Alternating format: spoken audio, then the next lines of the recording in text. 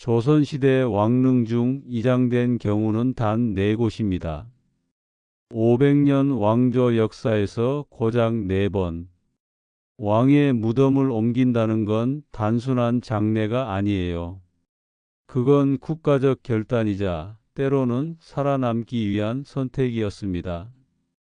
그 중에서도 가장 극적인 이장, 세종대왕의 영릉천장은 묘한 의문을 남깁니다.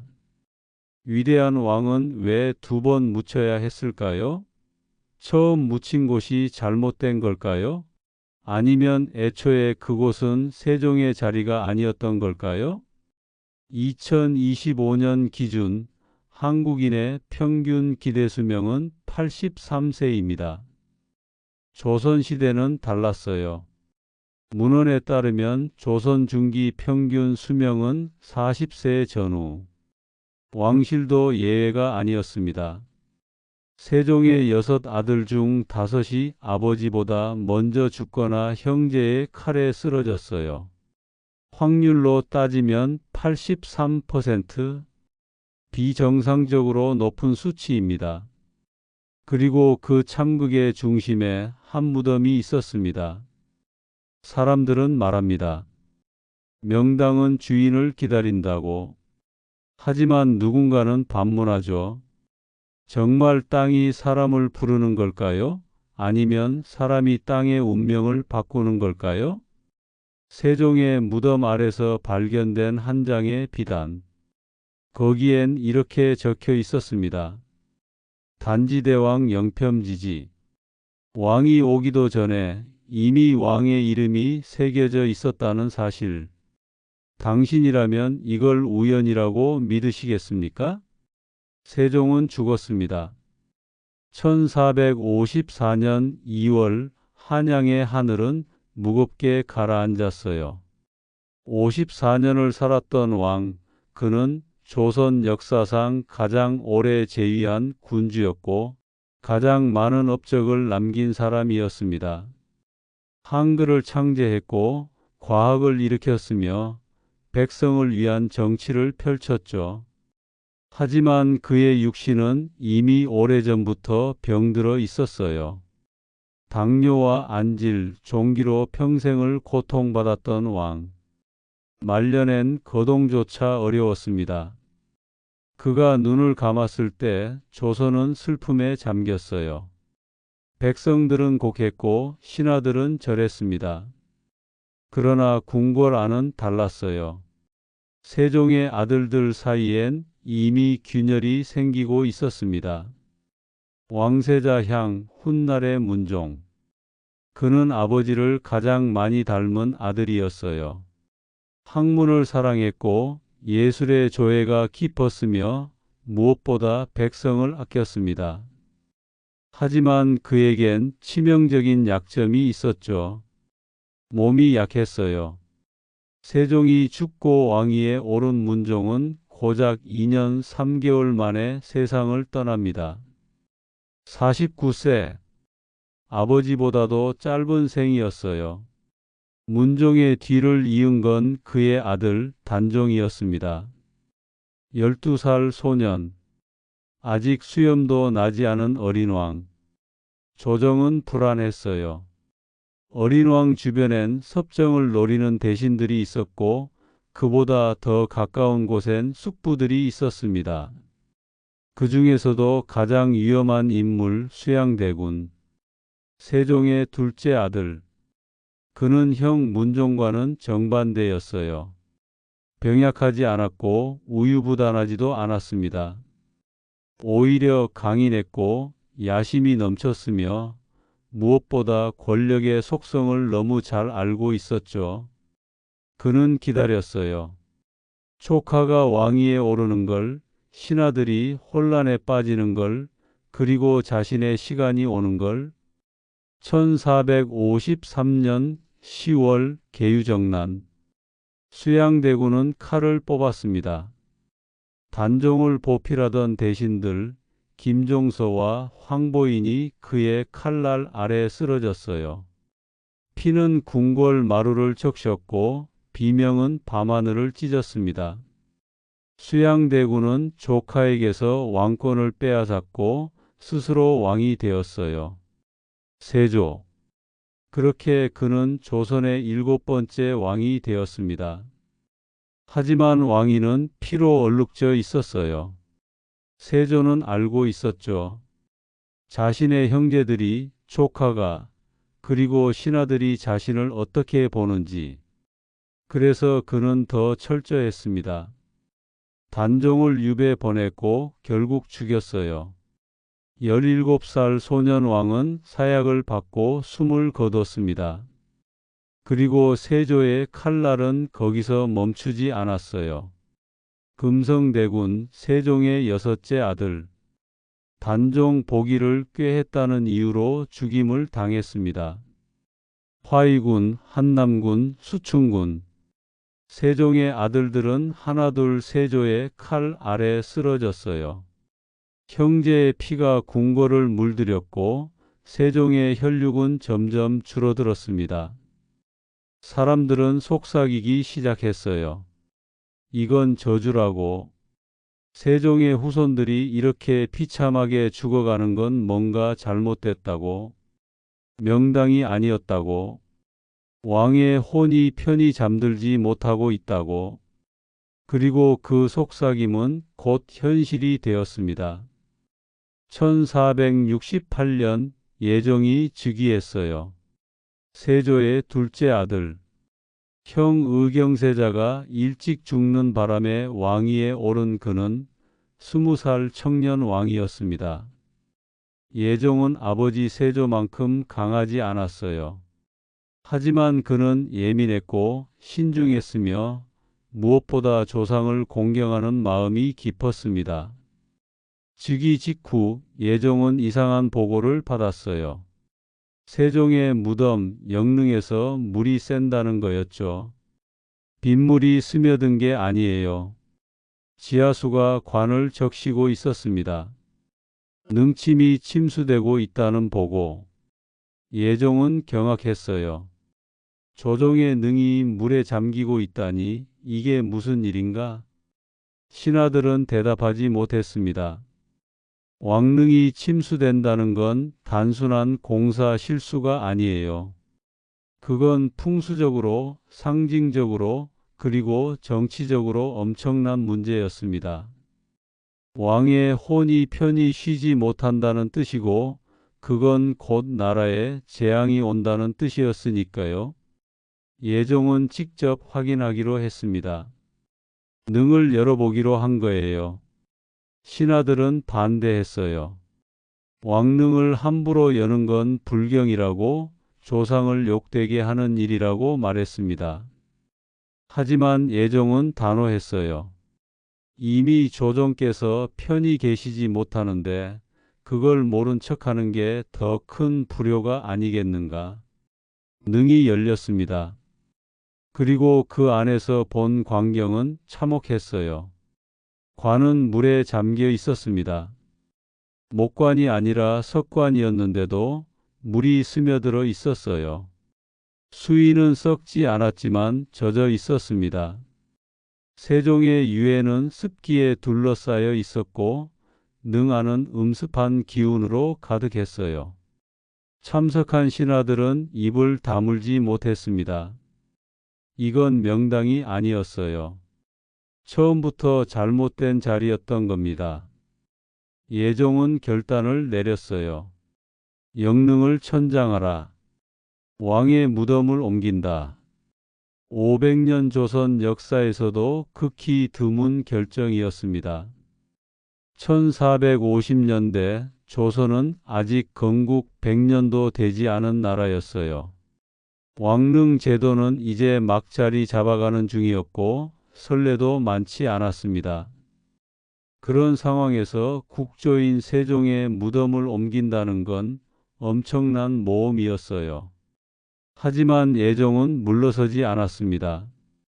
그는 명을 내렸어요. 새로운 명당을 찾으라고. 세종께서 편히 잠드실 수 있는 진짜 명당을 찾아내라고. 그렇게 조선 최고의 풍수지리 전문가들이 모였습니다. 명당을 찾는 일은 단순하지 않았어요. 풍수지리에서 좋은 땅이란 건 단순히 경치가 아름답다고 해서 되는 게 아니니까요. 산세가 좋아야 하고 물길이 적절해야 하며 방위가 맞아야 하고 땅의 기운이 살아 있어야 합니다. 특히 왕릉은 더 까다로워요. 나라의 운명이 걸린 자리니까요. 풍수가들은 한양 근처를 뒤졌습니다. 북쪽, 남쪽, 동쪽, 서쪽, 산을 타고 물길을 따라 땅의 기운을 읽었어요. 그리고 마침내 한 곳을 찾아냈습니다. 여주. 한양에서 남동쪽으로 약 100리. 지금의 경기도 여주시 능서면 일대였어요. 그곳은 산세가 아름다웠고 물길이 풍요로웠으며 무엇보다 땅의 기운이 살아 있었습니다. 풍수가들은 입을 모았어요. 이곳이야말로 진정한 명당입니다. 예종은 보고를 받고 기뻐했어요. 드디어 세종께서 편히 잠드실 자리를 찾은 거니까요. 하지만 문제가 있었습니다. 그 명당 자리에 이미 무덤이 있었던 거예요. 이인손, 조선 초기 문신이자 풍운하였던 인물입니다. 그는 세종 때 벼슬을 했고 문종 때까지 활동했어요. 학문이 깊었고 풍수지리에도 조예가 깊었습니다. 특히 그는 명당에 대한 집념이 강했어요. 평생을 명당을 찾아다녔고 마침내 여주에 자신의 묘 자리를 정했습니다. 그리고 그는 죽기 전 자손들에게 유언을 남겼어요. 내가 죽으면 여주 그곳에 묻어라. 그곳은 진정한 명당이니 우리 집안이 대대로 번창할 것이다. 이인손은 그곳에 묻혔습니다. 그의 자손들은 유언대로 묘를 정성껏 모셨고 집안은 실제로 번창했어요. 이인손의 후손들은 벼슬을 하고 재산을 불렸으며 가문이 명성을 높였습니다. 모두가 그 명당 덕이라고 믿었어요. 그런데 이제 왕이 그 자리를 원한다고 합니다. 예종의 명이 떨어졌어요. 이인손의 묘를 옮기라고. 왕릉을 조성하기 위해선 그 자리를 비워야 한다고. 이인손의 후손들은 경악했습니다. 조상의 묘를 파야 한다니, 그것도 명당을 포기해야 한다니. 하지만 거부할 수 없었어요. 왕명이니까요. 이인손의 후손들은 울며 겨자 먹기로 동의했습니다. 조정에선 보상을 약속했어요. 다른 좋은 땅을 주겠다고 집안을 돌보겠다고 말했습니다. 하지만 후손들은 알고 있었어요. 명당은 보상으로 대체할 수 없다는 걸. 1469년 봄 이인손의 묘를 파기 시작했습니다.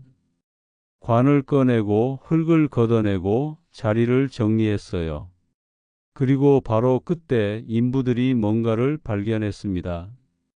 관 아래 땅속 깊은 곳에서 한 장의 비단이 나온 거예요. 비단은 오래되었지만 온전했어요. 누렇게 변했지만 글씨는 선명했습니다. 인부들은 비단을 조심스럽게 꺼내 햇볕에 펼쳤어요. 그리고 거기 적힌 글자를 보고 모두가 얼어붙었습니다.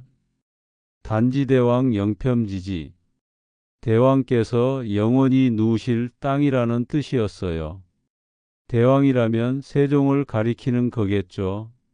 하지만 이인손이 묻힌 건 세종이 죽기 전이에요. 아니, 정확히 말하면 이인손은 세종보다 먼저 죽었습니다. 그럼 이 비단은 누가, 언제, 왜 묻은 걸까요? 신하들은 비단을 예종에게 보고했어요. 예종은 비단을 직접 보고 침묵했습니다. 그는 오랫동안 글씨를 들여다봤어요. 그리고 나서 조용히 말했습니다. 이미 정해진 일이었구나. 신하들은 술렁였어요. 무슨 뜻이냐고, 이게 대체 무슨 일이냐고 물었습니다. 예종은 대답하지 않았어요. 대신 명을 내렸습니다. 비단을 보관하라. 그리고 영릉천장을 서두르라. 하지만 비단엔 글이 더 있었습니다. 뒷면에 또 다른 문장이 적혀 있었던 거예요. 새 주인이 오거든 연을 날려라. 줄이 끊기는 곳에 다시 묘를 쓰라. 이인손의 후손들은 혼란스러웠어요. 조상의 묘에서 나온 비단, 거기 적힌 예언 같은 글, 그리고 왕이 그 자리를 차지한다는 사실, 모든 게 믿기지 않았습니다. 하지만 비단의 글은 분명했어요. 새 주인이 오거든 연을 날리라고, 줄이 끊기는 곳에 묘를 쓰라고. 그들은 결심했습니다. 조상의 유언을 따르기로. 설령 그게 수백 년 전에 쓰인 글이라 해도, 그게 예언처럼 들린다 해도 그들은 조상의 말을 믿기로 했어요. 그들은 연을 준비했습니다. 큰 연이었어요. 대나무로 뼈대를 만들고 한지를 발라 면을 만들었으며 긴 명주실을 달았습니다. 그리고 봄날 바람이 좋은 날을 택해 연을 날렸어요. 연은 하늘로 올랐습니다. 바람을 타고 구름을 스치며 점점 높이 올라갔어요. 이인손의 후손들은 연주를 잡고 하늘을 바라봤습니다. 연은 계속 올라갔어요. 마치 어딘가로 끌려가듯 특정 방향으로 흘러갔습니다. 그리고 어느 순간 줄이 끊겼어요. 바람에 끊긴 건지, 줄이 낡아서 끊긴 건지, 아니면 뭔가 다른 이유인지 알 수 없었어요. 하지만 연은 멀리 날아갔고 사람들은 그 뒤를 쫓았습니다. 연은 떨어졌어요. 여주의 또 다른 지점, 그곳은 이인손의 원래 묘에서 그리 멀지 않은 곳이었습니다. 산세는 비슷했고 물길도 좋았어요. 하지만 원래 자리보다는 못했습니다. 그래도 나쁘지 않은 곳이었어요. 이인손의 후손들은 그곳에 새 묘를 썼습니다. 그리고 그 지역은 나중에 연줄이라 불리게 되었어요.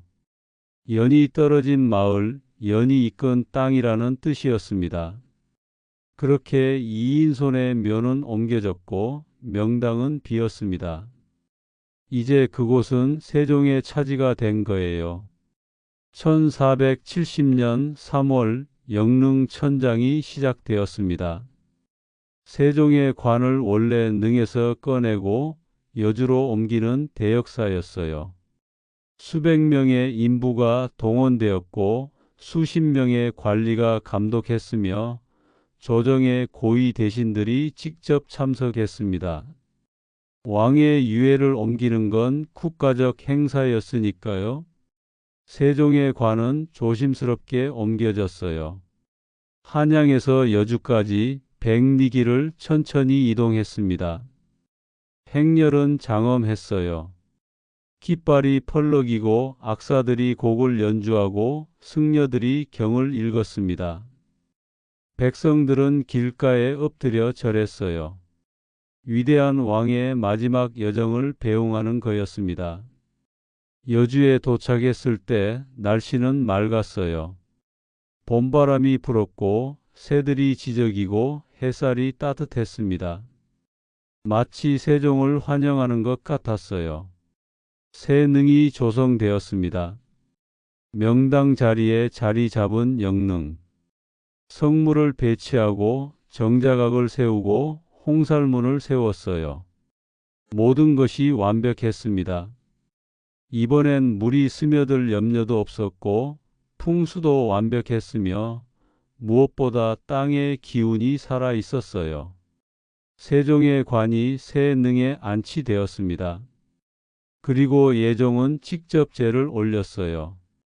그는 무릎을 꿇고 술을 따르고 절을 올렸습니다. 그리고 조용히 말했어요. 이제 편히 쉬소서. 조정께서. 능 위로 바람이 불었습니다. 나무가 흔들렸고 풀이 일렁였어요. 마치 세종이 대답하는 것처럼 느껴졌습니다. 그 후 이상한 일이 벌어졌어요. 영릉이 천장된 이후 조선 왕실은 안정을 찾기 시작했습니다. 예종 이후 성종이 즉위했고 성종은 25년간 태평성대를 이끌었어요. 문물이 융성했고 경제가 발전했으며 백성들은 평화를 누렸습니다. 사람들은 말했어요. 세종께서 제자리를 찾으셨다고, 그래서 나라에 복이 온다고. 반면 이인손의 후손들은 어떻게 됐을까요? 연이 이끈 새 묘의 조상을 모신 그들은 예상과 달리 몰락하지 않았어요. 물론 전처럼 크게 번창하지도 않았지만 그렇다고 망하지도 않았습니다. 가문은 유지되었고 후손들은 평범하게 살았어요. 어쩌면 그게 조상의 뜻이었을지도 모릅니다. 명당은 왕에게 돌려주되 자손들은 무난하게 살 수 있도록. 그리고 비단의 비밀은 끝내 풀리지 않았어요. 누가 그 비단을 묻었을까요? 이인손 본인일까요? 아니면 그보다 더 오래전 누군가일까요? 어떻게 세종의 이름을 미리 알고 있었을까요? 그게 정말 예언이었을까요? 아니면 단순한 우연일까요? 어떤 학자들은 주장해요. 이인손이 풍수에 능했으니 그 자리가 왕이 묻힐 자리라는 걸 미리 알았을 거라고. 그래서 일부러 비단을 묻어놨을 거라고. 자신은 잠시 그곳을 쓰지만 언젠가 진짜 주인이 올 거라는 걸 알고 있었다고. 또 다른 학자들은 반박해요. 그럴 리 없다고. 이인손이 아무리 풍수에 능해도 미래를 예언할 수는 없다고. 비단은 후대에 누군가 위조한 것일 거라고 말합니다. 세종의 능을 옮기기 위해 명분을 만들려고 조정에서 꾸민 일일 거라고. 하지만 비단은 실제했어요. 지금도 기록에 남아 있습니다. 조선 왕조실록에도 각종 문헌에도 그 비단에 대한 이야기가 나와요. 단순한 위조라고 하기엔 너무 많은 사람이 목격했고 너무 많은 증언이 남아 있습니다. 그렇다면 우리는 어떻게 받아들여야 할까요?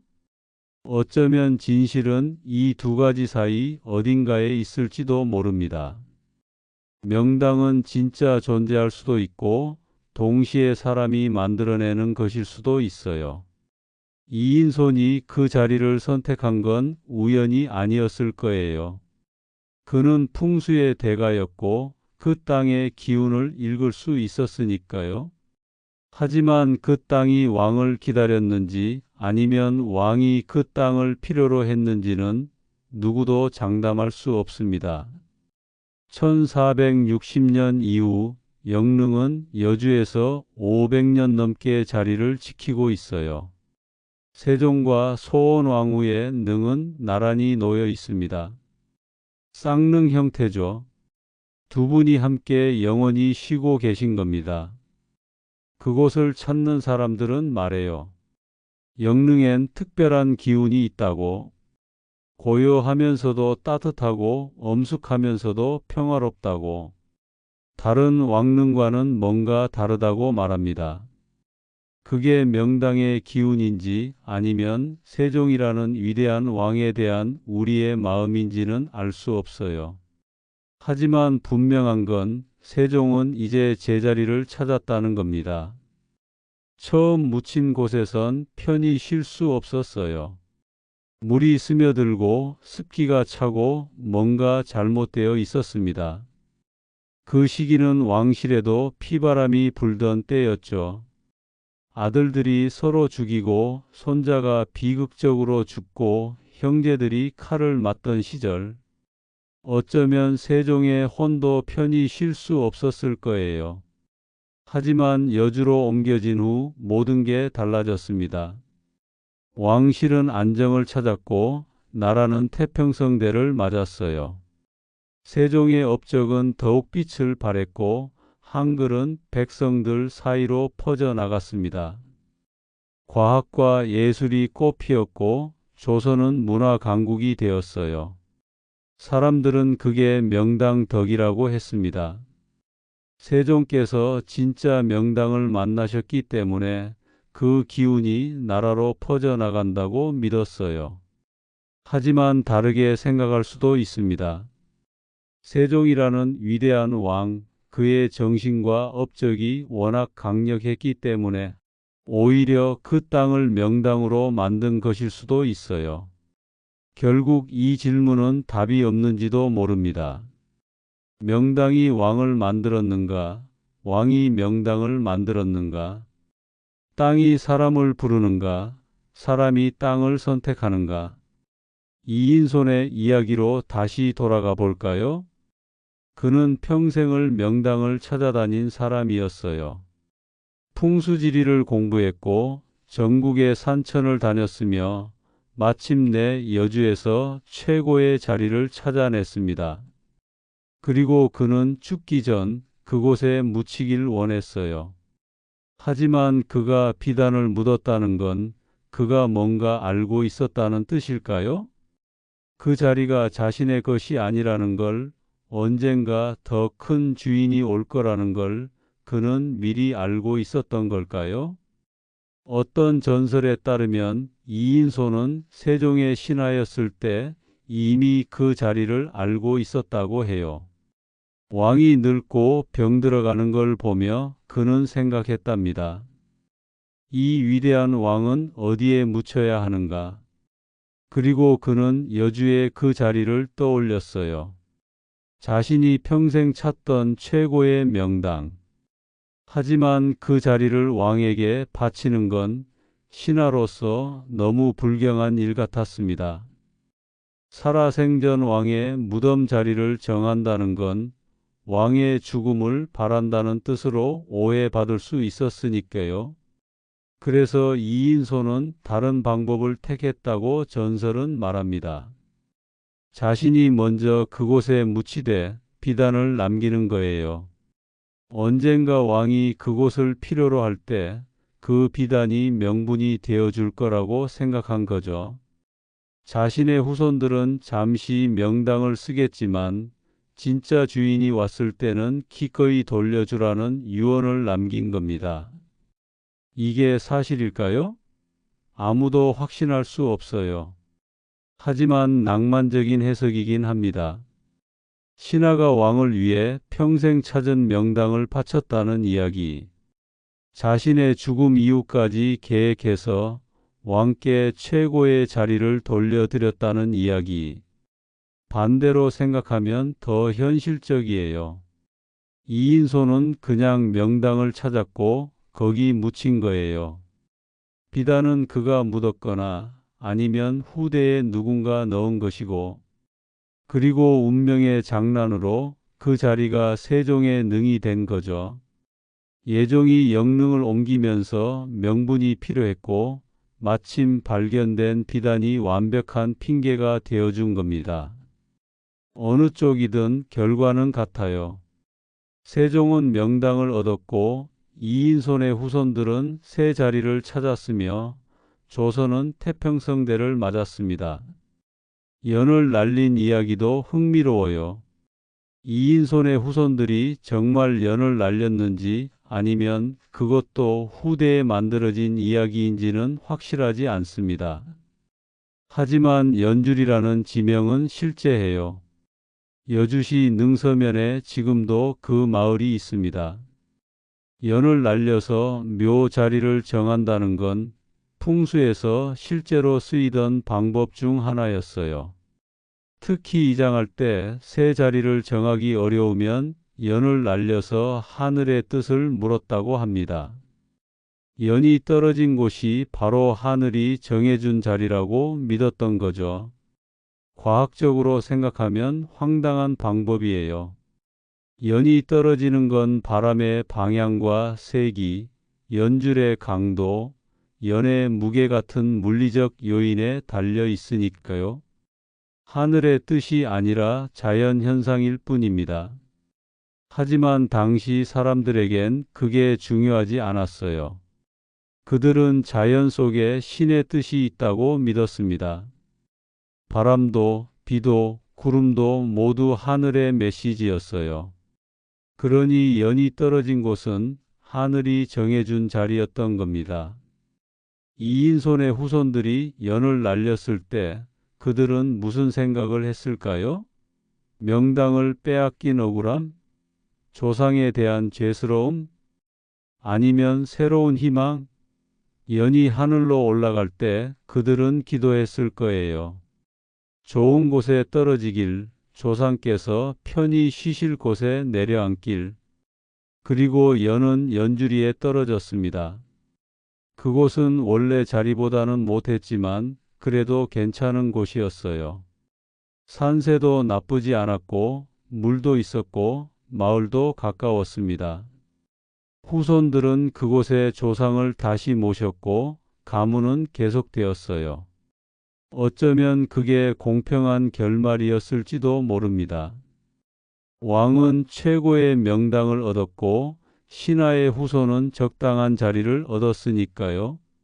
너무 크지도 너무 작지도 않은 행복. 그게 하늘이 정해준 몫이었던 거죠. 예종의 결단은 용기 있는 선택이었어요.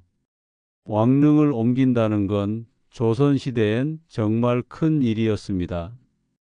조상을 모시는 나라였으니까요. 효를 최고의 덕목으로 여겼고 조상의 무덤은 신성한 곳이었어요. 함부로 건드릴 수 없었습니다. 하지만 예종은 그걸 감행했어요. 왜 그랬을까요? 단순히 무덤에 물이 찼다는 이유만으로 국조의 능을 옮길 수 있었을까요? 아마 예종에겐 다른 이유도 있었을 거예요. 아버지 세조의 죄의식, 형제들을 죽이고 왕위에 오른 세조. 그 아들인 예종은 그 무게를 알고 있었습니다. 수양대군이 칼을 뽑지 않았다면, 단종이 살아 있었다면, 금성대군과 다른 형제들이 죽지 않았다면 역사는 달라졌겠죠. 예종은 어쩌면 속죄하고 싶었을지도 몰라요. 아버지의 죄를, 가문의 죄를, 왕실의 죄를. 하지만 죽은 사람을 살릴 수는 없었습니다. 대신 그는 조상을 편히 모실 수는 있었어요. 세종대왕, 조선을 빛낸 위대한 왕. 그분만큼은 제대로 된 자리에서 편히 쉬시도록.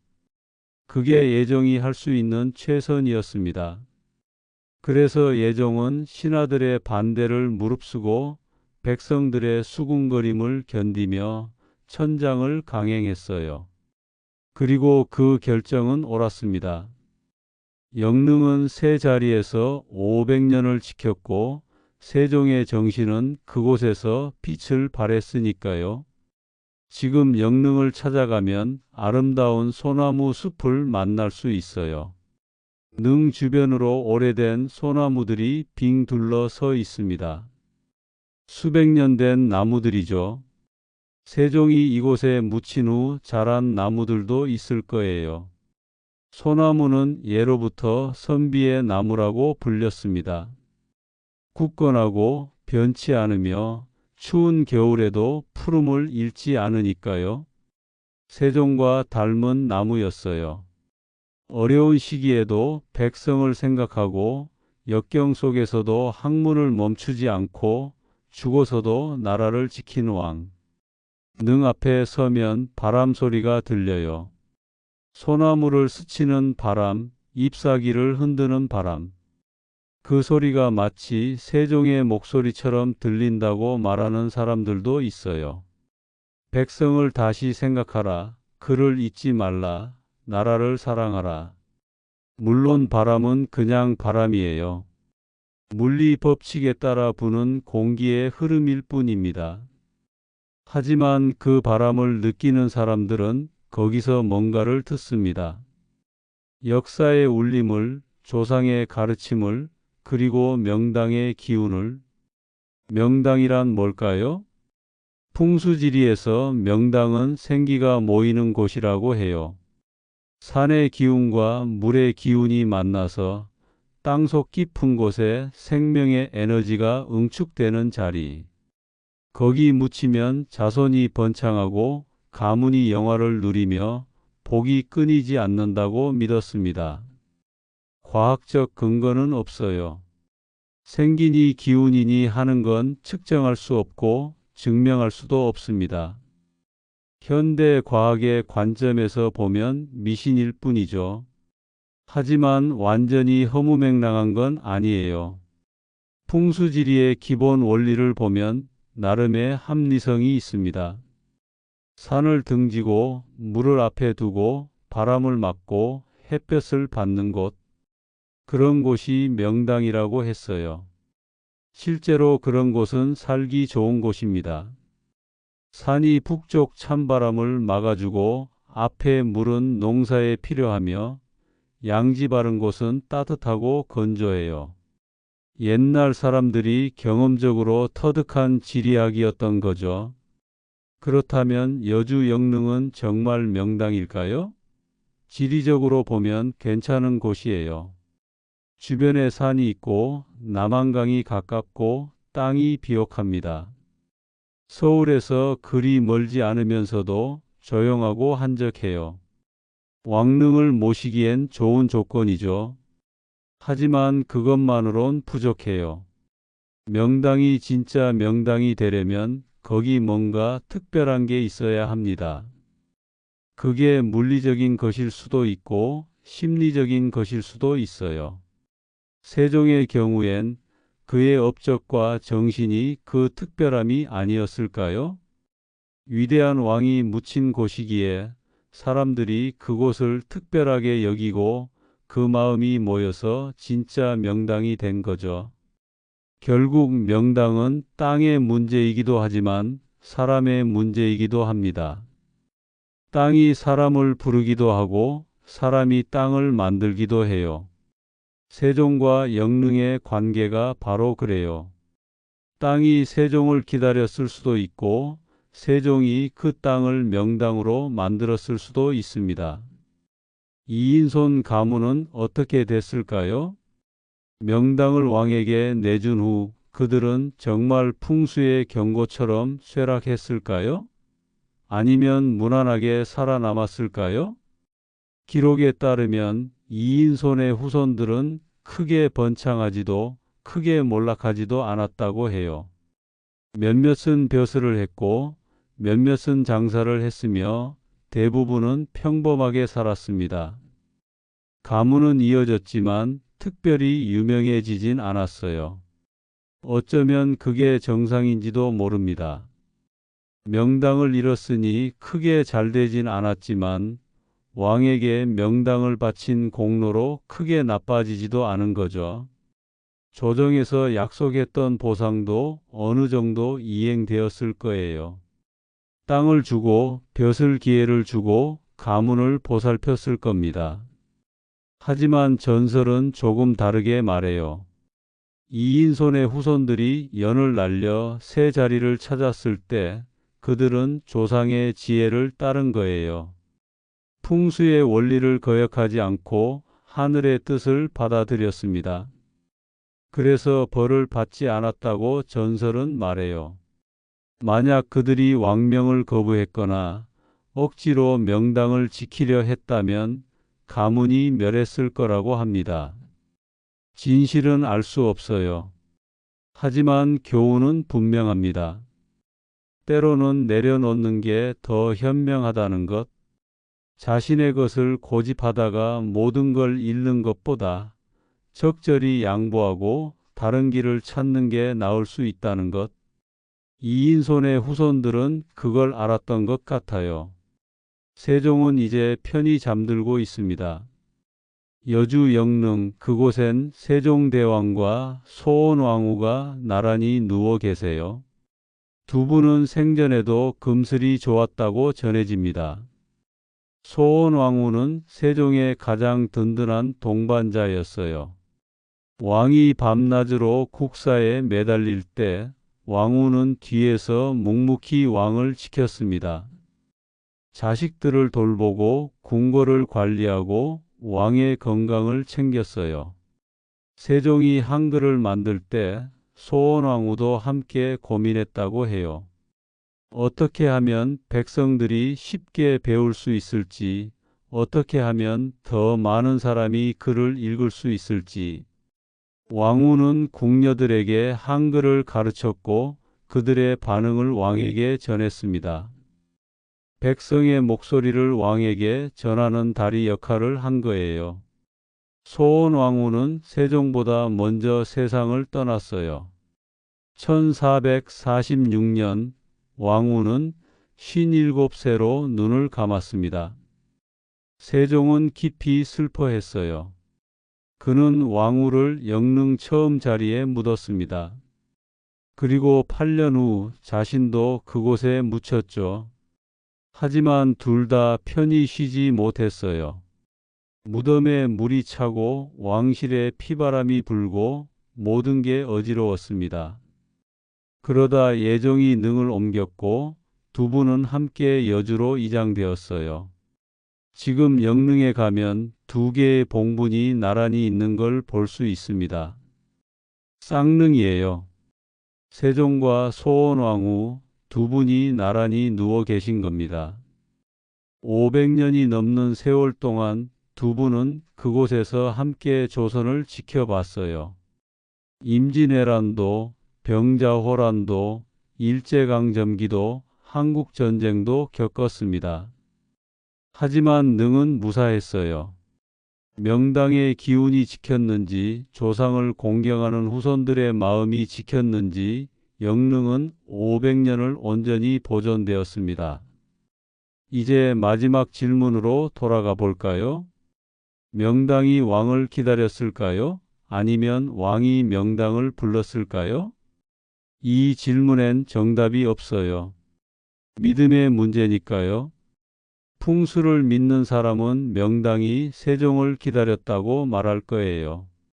오래전부터 그 자리는 정해져 있었고 이인소는 잠시 그곳을 빌렸을 뿐이며 진짜 주인인 세종이 왔을 때 자리를 돌려준 거라고 생각하겠죠. 반대로 합리주의자는 말할 거예요. 명당 같은 건 없다고. 단지 지리적으로 좋은 곳이 있고 그곳에 중요한 사람을 묻었기 때문에 명당이라 부를 뿐이라고. 세종이 위대한 왕이었기에 그가 묻힌 곳이 명당이 된 거라고 주장할 겁니다. 하지만 어쩌면 둘 다 맞을 수도 있어요. 세상의 모든 일은 우연과 필연이 섞여 있으니까요. 좋은 땅이 있었고 그곳에 좋은 사람이 묻혔고 그래서 더욱 특별한 곳이 된 거죠. 땅의 기운과 사람의 정신이 만나서 진짜 명당이 탄생한 겁니다. 세종대왕의 업적을 생각해 보세요. 한글 창제, 과학기술 발전, 음악과 예술 융성, 영토 확장, 민생 안정.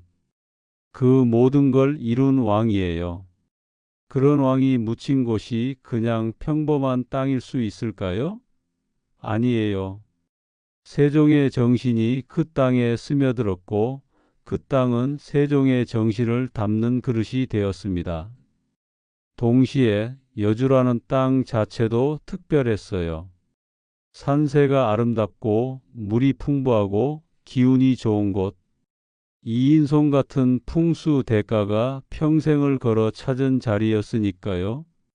그런 곳에 세종이 묻혔기에 완벽한 조화가 이루어진 겁니다.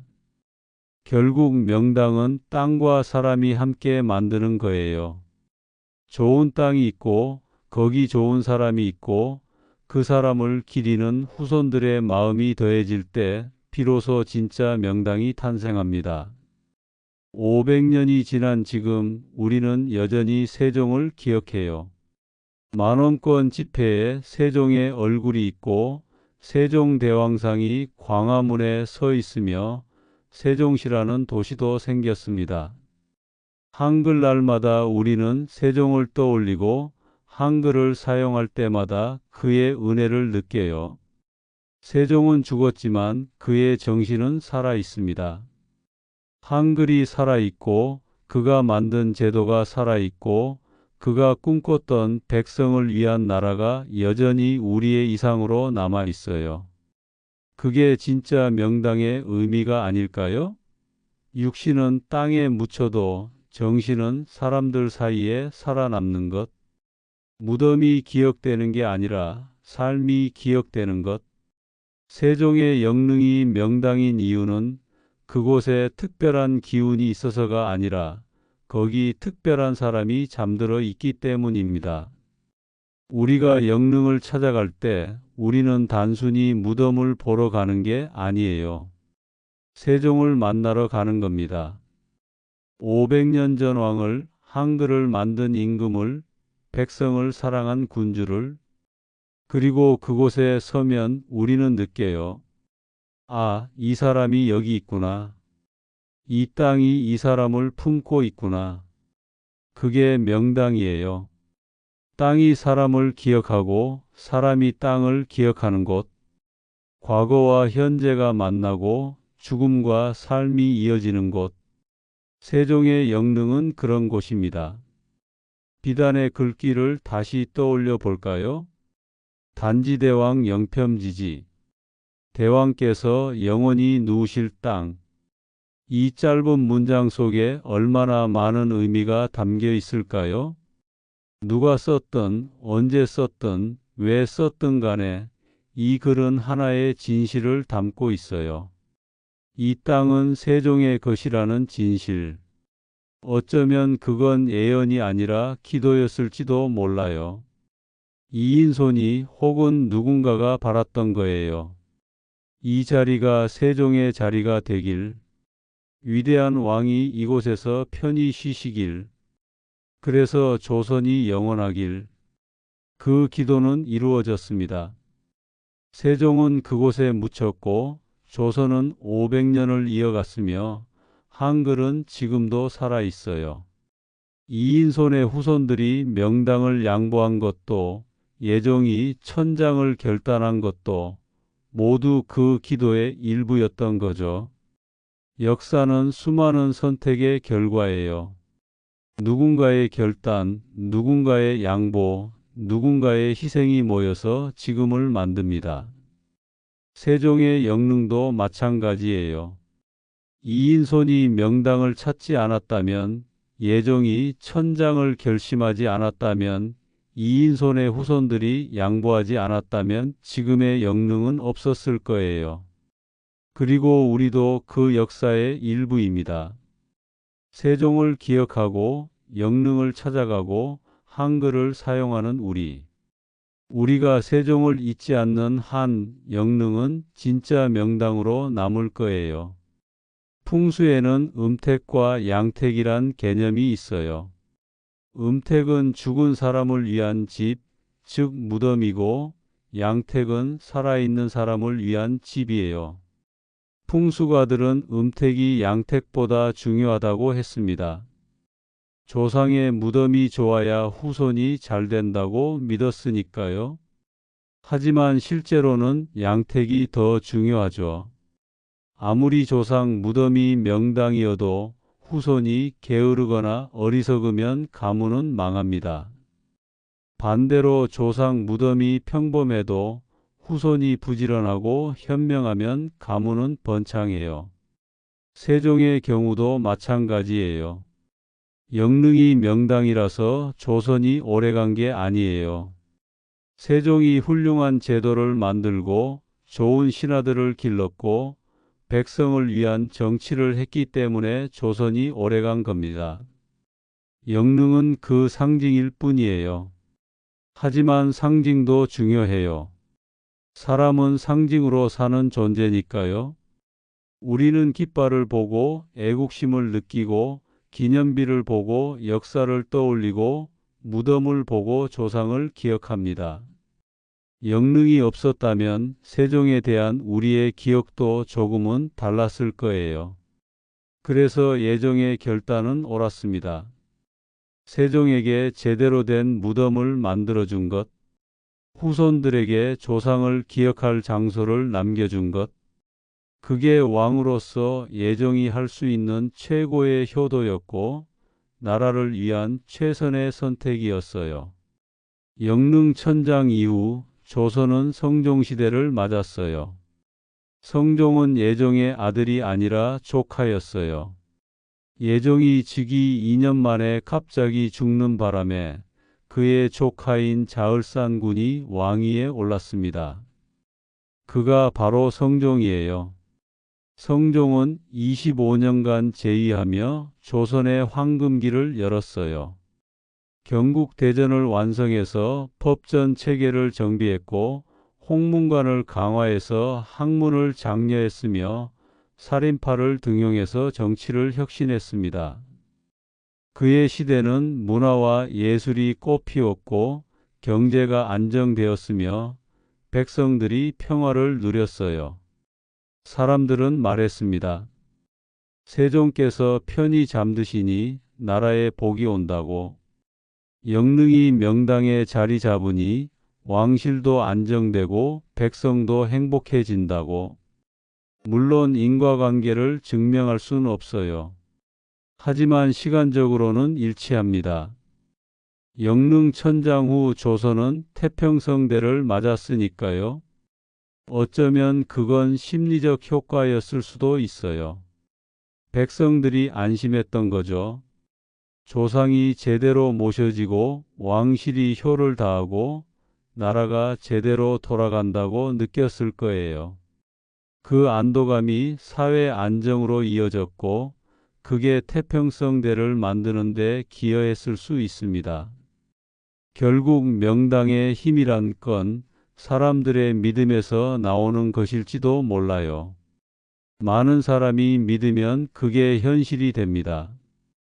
영릉을 명당이라고 믿는 사람들이 많았고 그 믿음이 조선을 지탱하는 힘 중 하나가 되었어요. 이인손의 연 이야기로 다시 돌아가 볼게요. 연이 하늘로 올라가는 장면을 상상해 보세요. 봄날 여주의 들판. 바람이 불고 구름이 흘러가고 연이 점점 높이 올라갑니다. 이인손의 후손들은 땅에 서서 연을 바라봐요. 명당을 잃는 슬픔, 조상을 옮겨야 하는 죄스러움, 하지만 동시에 새로운 자리를 찾는다는 희망. 연주를 잡은 손이 떨렸을 거예요. 어디에 떨어질까? 좋은 곳일까? 조상께서 편히 쉬실 수 있을까? 온갖 생각이 머릿속을 스쳤을 겁니다. 그리고 줄이 끊겼어요. 순간적이었을 거예요. 툭 하는 느낌과 함께 연이 자유로워지고 바람을 타고 멀리 날아갔습니다. 사람들은 뛰었어요. 연이 떨어지는 곳을 찾아서 들판을 가로질러 숨을 헐떡이며 연은 연주리에 떨어졌어요. 사람들이 도착했을 때 연은 풀밭에 누워 있었습니다.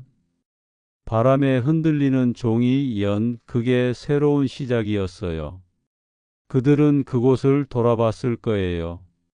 산세를 확인하고 물길을 보고 땅의 기운을 느꼈을 겁니다. 원래 자리만큼은 아니지만 나쁘지 않았어요. 그들은 고개를 끄덕였습니다. 조상께서 이곳을 택하셨다고, 하늘이 이곳을 정해 주셨다고. 그렇게 새 무덤이 조성되었어요. 이인손은 연주리에 다시 묻혔고 후손들은 그곳을 정성껏 돌봤습니다. 그리고 가문은 이어졌어요. 크게 번창하진 않았지만 그렇다고 망하지도 않았습니다. 적당한 행복, 적당한 안정. 어쩌면 그게 하늘이 준 몫이었던 거죠. 1470년 이후 영릉은 여주에서 조선을 지켜봤어요. 임진왜란 때 왜군이 한양을 점령했지만 여주는 비교적 안전했어요. 영릉은 무사했습니다. 병자호란 때도 마찬가지였어요. 청나라 군대가 조선을 유린했지만 왕릉들은 대부분 보존되었습니다. 침략자들도 죽은 왕의 무덤까지 파헤치진 않았던 거죠. 조선 후기 정조 임금이 아버지 사도세자의 무덤을 화성으로 옮길 때 영릉을 참고했다고 해요. 정조는 세종의 능침을 직접 방문해서 성물 배치와 능력 구조를 자세히 살폈습니다. 그리고 그걸 바탕으로 아버지의 무덤을 설계했어요. 영릉이 조선 왕릉의 모범이 된 거죠. 일제강 점기에도 영릉은 살아남았어요. 일본은 많은 문화재를 약탈하고 파괴했지만 왕릉만큼은 어느 정도 존중했습니다. 물론 관리가 소홀해지긴 했지만 완전히 파괴되진 않았어요. 해방 후 대한민국 정부는 왕릉들을 복원하기 시작했고 영릉도 정비되었습니다. 한국전쟁 때는 정말 위험했어요. 여주가 전선 근처였거든요. 포탄이 날아다니고 총알이 빗발쳤습니다. 하지만 영릉은 또 살아남았어요. 기적처럼. 능력 근처에 포탄이 떨어지긴 했지만 능침 자체는 무사했습니다. 사람들은 또 말했어요. 명당의 기운이 지켰다고. 세종께서 나라를 지키신다고. 과학적으로 설명할 순 없지만 영릉은 600년 가까운 세월 동안 온갖 전란과 재난을 견뎌냈어요. 그건 분명 특별한 일입니다.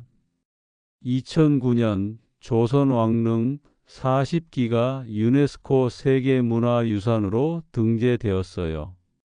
그 중에는 영릉도 포함되어 있습니다. 세계가 인정한 조선의 문화유산 500년 이상 보존된 왕릉 체계. 유네스코는 조선 왕릉의 가치를 이렇게 평가했어요. 유교 전통과 풍수지리 사상이 결합된 독특한 장묘 문화, 자연과 조화를 이루는 건축미, 500년 이상 지속된 왕실 제례 전통. 그리고 그 중에서도 영릉은 특별했습니다. 천장된 능이라는 독특한 역사를 가진 세종대왕이라는 위대한 인물이 잠든 곳. 지금도 매년 수많은 사람이 영릉을 찾아가요. 한국인도 외국인도. 역사를 공부하는 학생들, 조상을 기리는 후손들, 한글에 감사하는 사람들, 그냥 산책하러 온 가족들.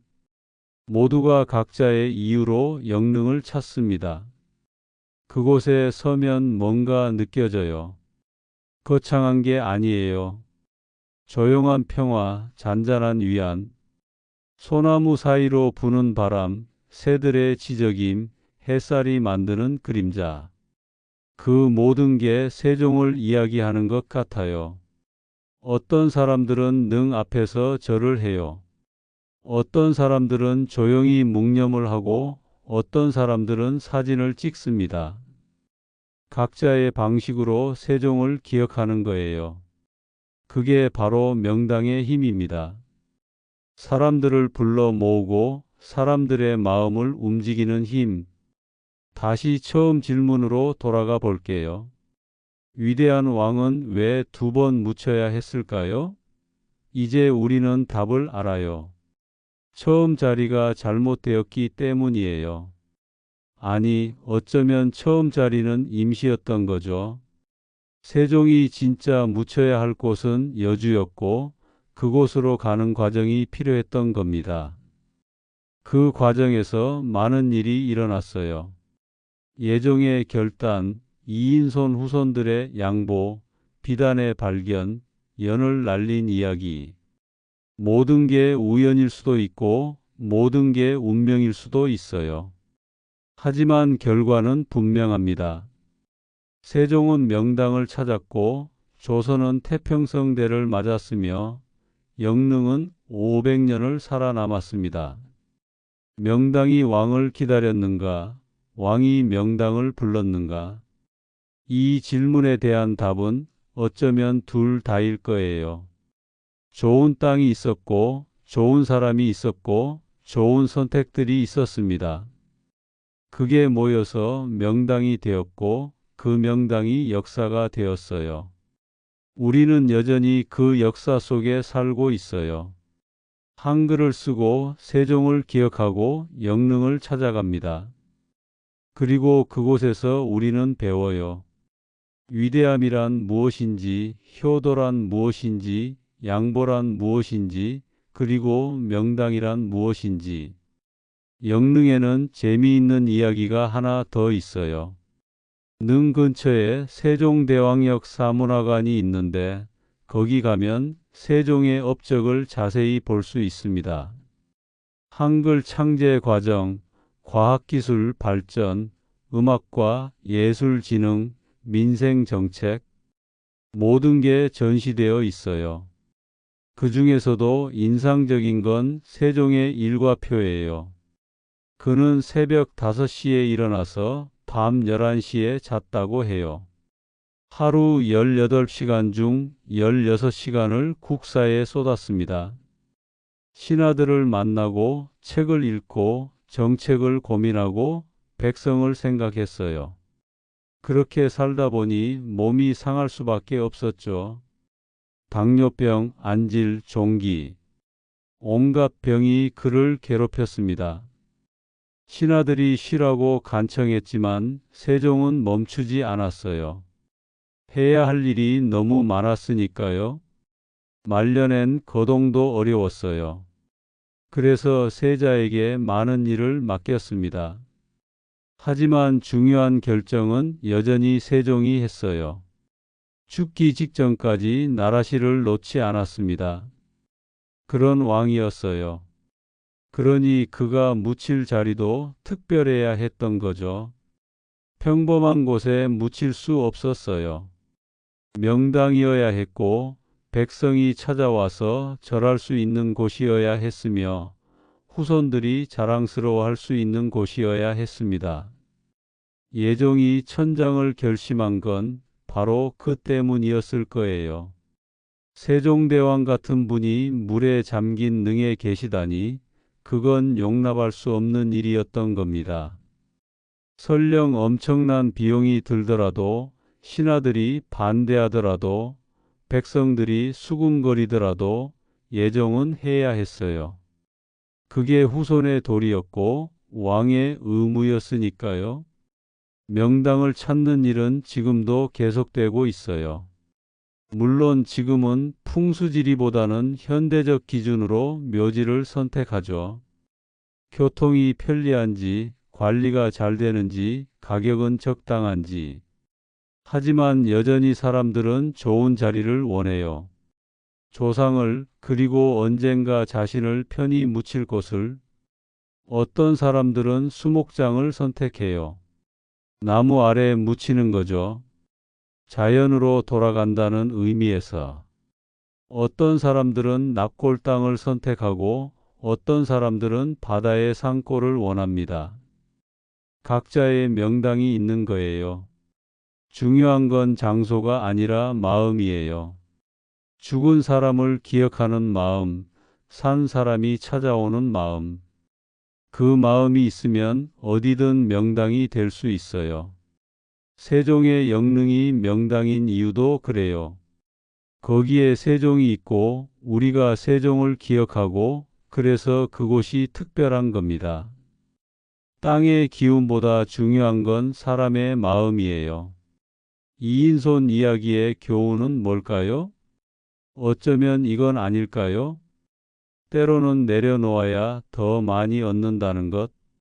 이인손의 후손들은 명당을 포기했지만 대신 평화를 얻었어요. 왕과 싸우지 않았고 하늘의 뜻을 거역하지 않았으며 조상의 유언을 따랐습니다. 그 결과 가문은 무사했어요. 만약 그들이 명당을 고집했다면 어떻게 됐을까요? 왕명을 거부했다면, 조정과 대립했다면, 어떻게든 그 자리를 지키려 했다면 아마 가문이 몰락했을 거예요. 영모제로 몰리거나 재산을 몰수당하거나 후손들이 벼슬길이 막혔을 겁니다. 하지만 그들은 현명했어요. 싸울 수 없는 싸움은 피하고 양보할 수 있는 건 양보하고 대신 다른 것을 찾았습니다. 연을 날려서 새 자리를 찾고 거기서 새 출발을 했어요. 완벽하진 않았지만 그래도 괜찮은 삶이었습니다. 우리 삶도 비슷하지 않나요? 때로는 최고가 아니어도 괜찮아요. 때로는 포기하는 게 이기는 거고 양보하는 게 얻는 겁니다. 중요한 건 집착이 아니라 지혜예요. 세종의 유산은 영릉에만 있는 게 아니에요. 한글이 있고 치구기가 있고 해시계가 있고 천상열차 분야지도가 있습니다. 세종이 만든 혹은 세종시대에 만들어진 수많은 유산들, 그것들이 모두 세종의 명당이에요. 한글을 배우는 교실, 과학을 연구하는 실험실, 음악을 연주하는 무대, 백성을 생각하는 정치가의 책상, 그 모든 곳이 세종의 정신이 살아 숨쉬는 명당입니다. 진짜 명당은 무덤이 아니라 삶 속에 있어요. 죽은 후에 묻히는 곳이 아니라 살아있을 때 만든 것들이 진짜 명당입니다.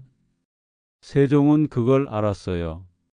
그래서 평생을 백성을 위해 일했고 후세에 남을 업적을 만들었습니다. 영릉은 그 상징이에요. 세종의 육신이 쉬는 곳이지만 동시에 세종의 정신을 기억하는 곳, 사람들이 찾아와서 절하고 감사하고 배우는 곳. 그래서 영릉은 진짜 명당입니다. 500년 전 예종이 내린 결정을 생각해 봐요. 20살 청년 왕이 내린 무거운 결단. 조상의 무덤을 옮긴다는 것, 그것도 국조인 세종의 능을. 얼마나 많은 고민이 있었을까요? 밤마다 잠 못 이루고 신하들과 논쟁하고 백성들의 반응을 걱정했을 거예요. 하지만 예종은 했어요. 옳다고 생각한 일을 해야 한다고 믿은 일을. 그게 왕의 책임이었고 후손의 도리였으니까요. 결과는 성공이었어요. 영릉은 명당에 자리 잡았고 조선은 안정을 찾았으며 세종의 명성은 더욱 빛났습니다. 예종의 결단이 없었다면 이 모든 게 불가능했을 거예요. 우리 삶에서도 그런 순간이 있어요. 어려운 결정을 내려야 할 때, 모두가 반대해도 해야 할 일이 있을 때, 그때 우리는 예종을 떠올릴 수 있어요. 옳다고 믿는 일을 하는 용기, 결과를 두려워하지 않는 결단력. 비단에 적힌 글귀를 마지막으로 한 번 더 생각해 볼게요. 단지대왕 영평지지. 이 8글자가 500년 역사를 바꿨어요. 이인손의 후손들을 설득했고 예종에게 명분을 주었으며 백성들을 안심시켰습니다. 단순한 글자가 아니라 운명의 예언이었던 거죠. 누가 썼는지, 왜 썼는지는 중요하지 않아요. 중요한 건 그 글이 가진 힘입니다. 사람들을 움직이고 역사를 바꾸고 운명을 만드는 힘. 우리도 그런 글을 쓸 수 있어요. 누군가에게 힘이 되는 말, 역사를 바꾸는 결정, 운명을 여는 선택. 세종이 한글을 만들었듯이, 예종이 천장을 결단했듯이, 이인손의 후손들이 양보했듯이 우리도 우리만의 방식으로 역사를 만들어갈 수 있습니다.